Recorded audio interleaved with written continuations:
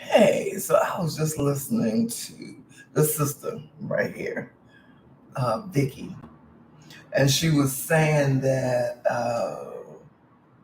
Ryan Coogler gave FBAs, known as Foundation of Black Americans, a shout out. He just um, is getting big props for his movie Sinners, which has a number of cultural references in it. It's set in 1932. And so I want to go see that movie. I heard it's really good, like the cinematography, the obviously the acting, the story itself is layered and thought provoking. Um, mhm. But but the title of this video was that he gave a shout out to FBAs and everybody else is mad. I guess the PLC people are mad. Which is really interesting because I guess I get it. I guess I get it. On the one hand, sometimes I think about how much I know we have struggled here and how much we've been through. It's been horrific. And yet, I hear people sometimes seeming like they're jealous of our progress, even though we are still struggling. You have to acknowledge that we've come a long way. And we always are in a position where somebody trying to put their foot on our neck. Well, not trying to. Like the more that we study the American system, the more I learn about the laws that have been passed, gerrymandering, how the political system has been manipulated, specifically to keep us out of power and to keep white men specifically in power, but also with an intention of them having everything and us having nothing, or as little as possible, because of that social hierarchy that maintains the status quo in America. But I'm seeing now that it's global. Um, so always learning, always growing. But what is this she just said? It's really a cultural thing. And she quoted something out of the Bible: train up a child in the way they should go and they'll never forget. And she referenced it as understanding what their natural inclinations and gifts are and nurturing them. I'm thinking, I didn't listen to the whole video, but I'm thinking that she listened to Ryan Coogler talk about that and being encouraged to do what he's doing now. She was making reference to her mother doing that with her, where she was interested in making the movies when she was young, and her mother encouraged her in that. I'm fortunate in that way too. Um, yeah, but that is more when it comes to the Bible, the Bible was colonized. Really, I mean, it was like we know that it was at the Nicaea conference or convention is when they uh, pulled it together, but they were texts from various places and various traditions, and out of it they created the Bible. But I suspect that part of the intention of it may have had more than one intention, but it seems as if the intention was to create a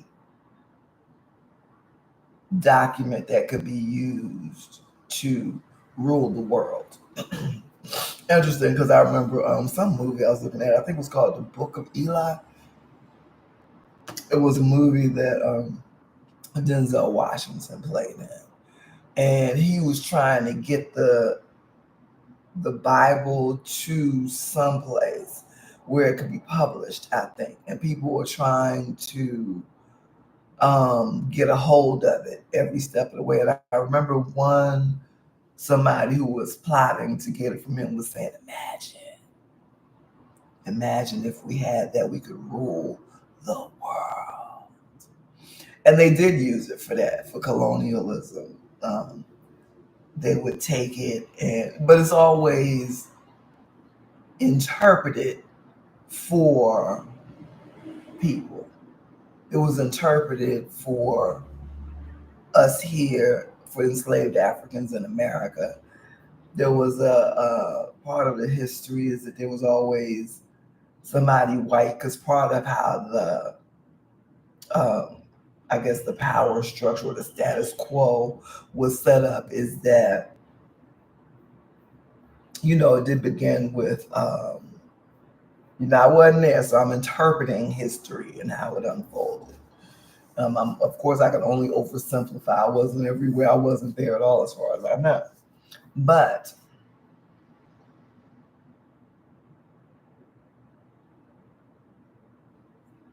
I thought about tonight. But I was talking about Bacon's Rebellion, and when class or race, the social construct of race, was created, it was created in response to the masses of people rebelling against the elite, that small group of people who were landowners and held most of the wealth.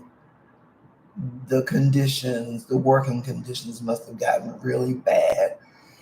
And so then they created this social construct of race. And the people who were considered to be, who were uh, designated as white people, always had the role of policing everybody else.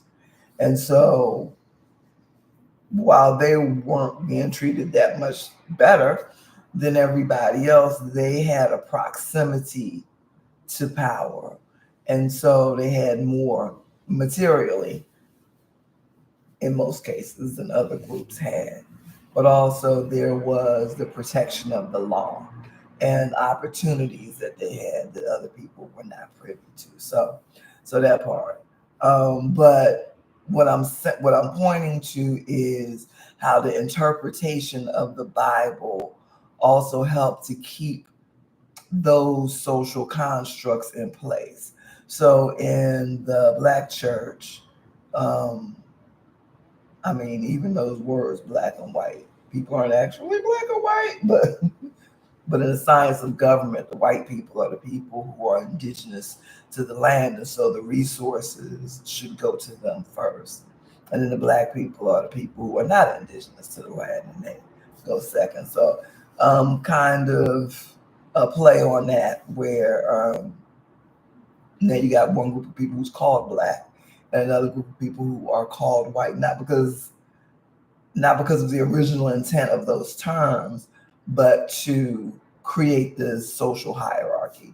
And so in the Bible, when in church, I remember being taught that it was noble to suffer, that black people were, because black means something negative and it's associated with the devil, and being cursed and that kind of thing, that was what was taught.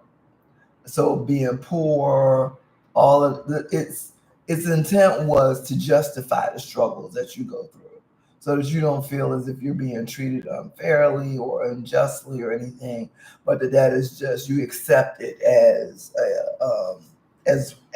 divine. But then I went to a white church, and I remember the message that they were telling them was that they were meant to be prosperous.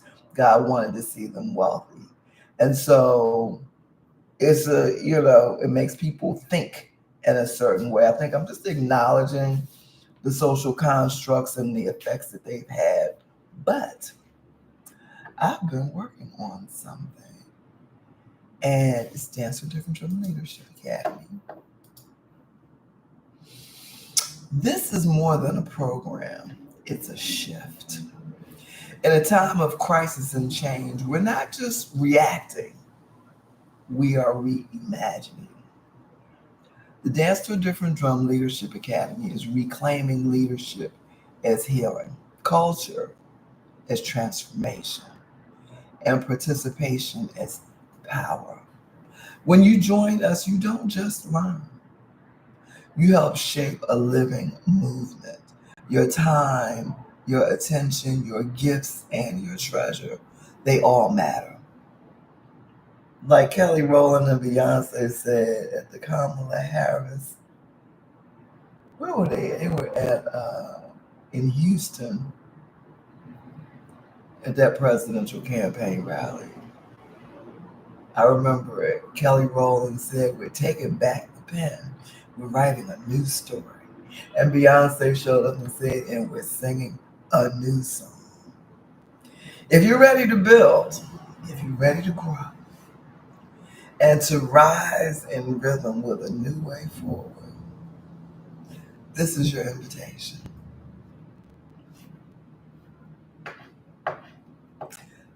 Join Dance to a Different Drum Leadership Academy.